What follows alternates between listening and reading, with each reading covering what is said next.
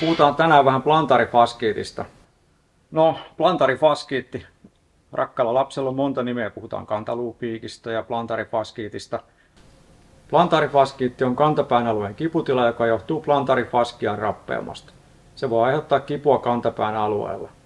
Itsehoitoa on aika helppo tehdä, eli valitset hyvät kengät, mukavan pehmeät.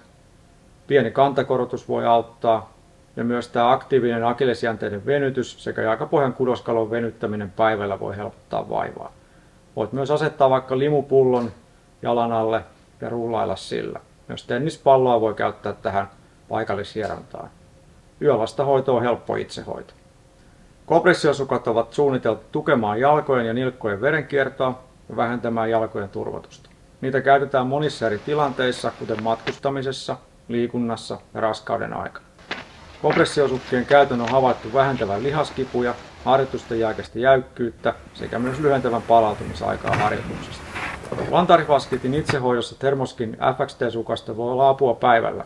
Sukka imitoi tukiteippausta ja vähentää painetta kantapään kipupisteessä.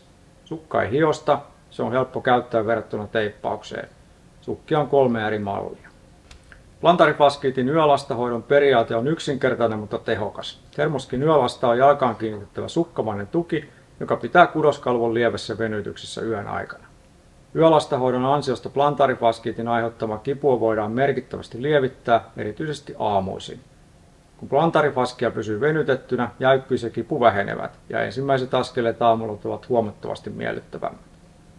Yölasten tehokkuuden kannalta säännöllinen käyttö on tärkeää. Yleensä yölasta tulisi pitää jalkaterässä useita viikkoja tai tarvittaessa lääkärin suosittelema aika.